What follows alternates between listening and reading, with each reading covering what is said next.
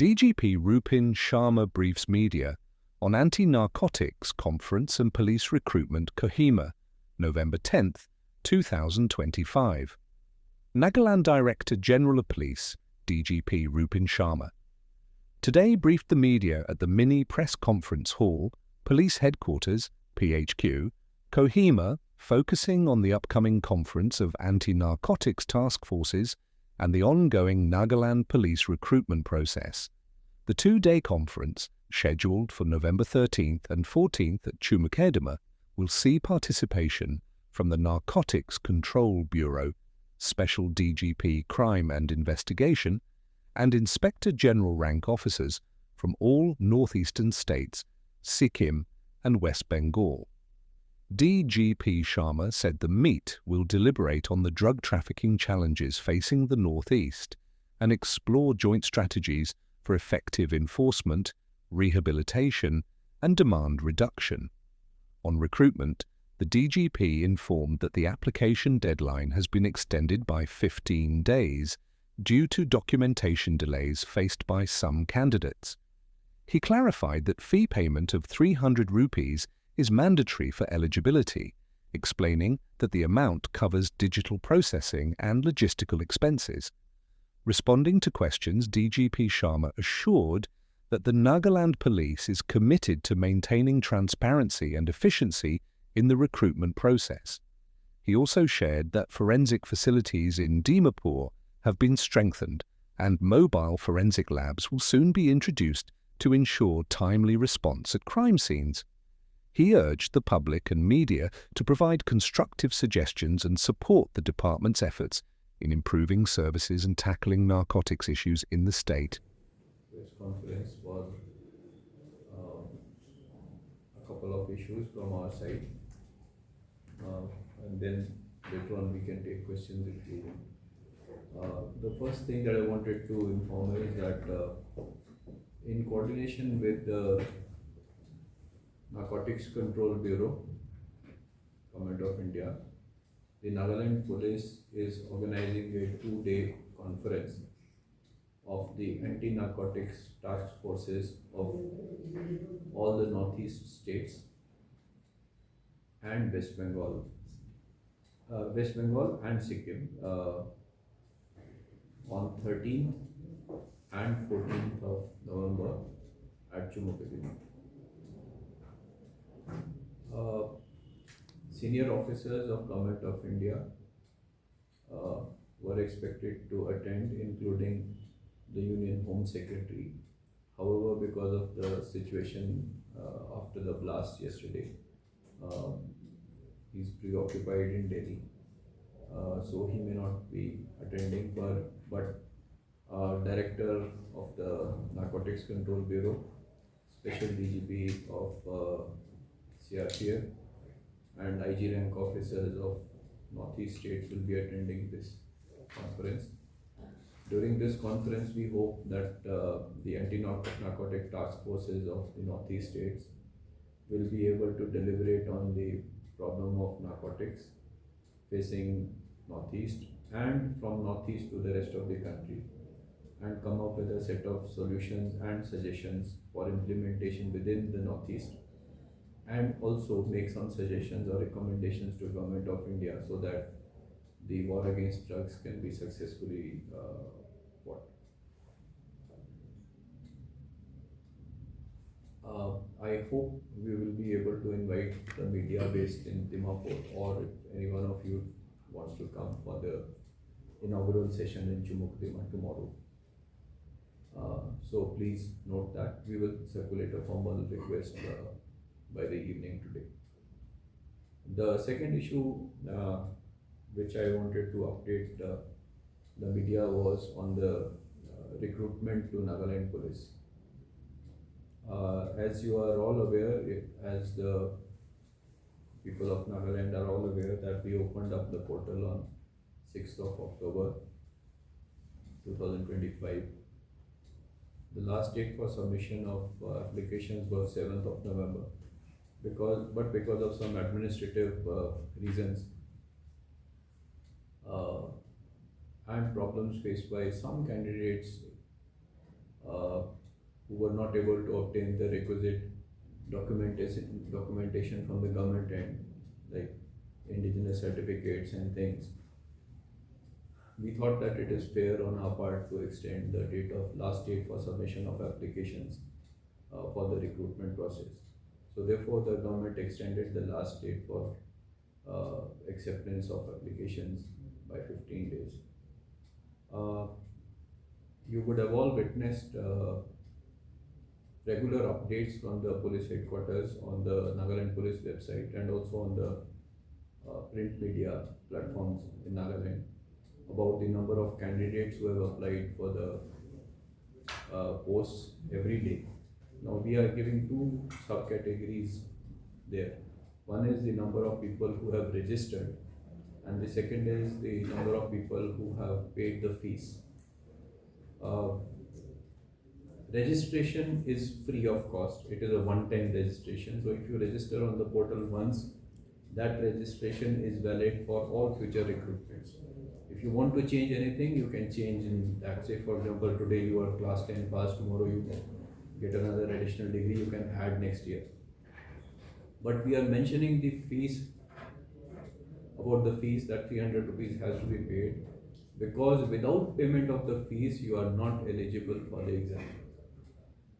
Okay, so that is why we have been mentioning about the fees every day, so that anyone who has one-time registration should not think that he is automatically eligible for the exam.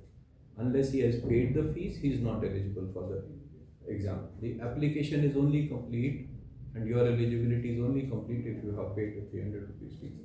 So it is my request to all candidates who have gone through the process and who intend to appear in the exam process, recruitment process, that if you have not paid the fees, please do pay the fees. In this connection, it is slightly disturbing for all of us to note that people are just thinking and counting the money which is involved, saying 32,000 hoise 300 crore multiply per day, iman paisa ho jabo, iman paisa ho jabo, ko jabo paisa, where will this money go? I can honestly tell you that even your submission of online applications and creating of the portal is not free. It costs a lot of money. I think it cost us almost 40 lakh rupees for just creation of the portal. And at every stage of the application process, you are receiving either an OTP or an SMS update about the form. All of this costs money. Okay.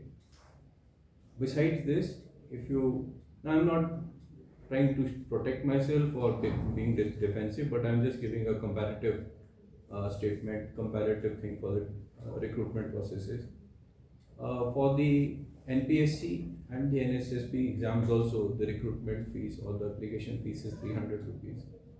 That process is purely a two-step process, which is written exam and the interview. In the police recruitment, it is a 3-phase examination, which is a physical, a written, and followed by an interview. All of this costs money. You would all agree with me that only the physical part being included for 32,000 candidates costs a lot of money. So my request to anyone who has been critical of us without knowledge of how the process goes should probably consider twice before writing all these things. But on a positive, on a happier note, I can tell you that this online acceptance of forms has saved a lot of hardship to the ordinary man, the ordinary candidate. People who would have had to travel from places, far away places like Longwa or say in Tening or somewhere, to pick up the form, go back, fill up the form, resubmit the form. Each one of them would have spent almost, and maybe 2 days staying in Kohima, traveling up, down, they would have spent 5,000-6,000 rupees per applicant. Nobody considers that we have been helping people by saving money. People are just interested in criticizing us for the 300 rupees which is being paid, which I think will be used very judiciously. There is just a possibility that we may run short of funds. So those who are critical of us that we are asking for 300, please think twice before If you don't know the entire process, you don't know how the expenditure will take place. It is just better to ask someone who's aware. Uh, these are the two things that I wanted to uh, brief you about.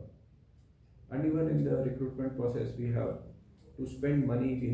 We have already had to cut corners.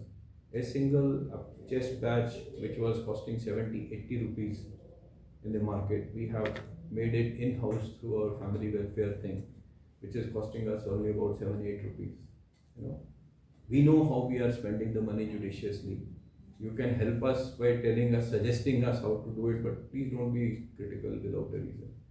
Uh, Coming back to the anti-narcotics task force conferences, the entire country has adopted this mission of Nasha Mukt Bharat. I think this conference in the northeast for the northeast states, Sikkim and West Bengal, is the first of its kind in the entire country, first regional conference of its kind in the country. We hope it will be successful. We will share important updates from the conference with you in due course, including whatever recommendations or something that we come up with. Thank you very much. We are open for questions. If any. You explain that, but does that mean that the department does not have specific sanction for this process? No, we don't have. We don't have. If we had sanction, why would we ask? Okay.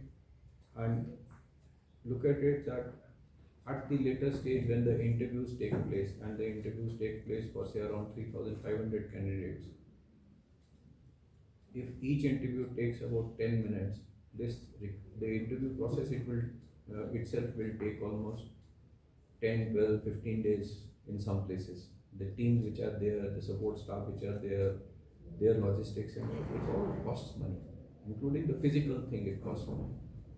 So I think it's good to be critical, but it is good if you are critical. It is not good if you are critical without a reason. To the conference, on the conference, what are some important agendas or topics besides the fixed one which you will be discussing? So essentially, all the states will be giving an update of what they are doing. All the states will be sharing their best practices and achievements. All the states will be sharing the problems that they face during investigation or combating the war against drugs.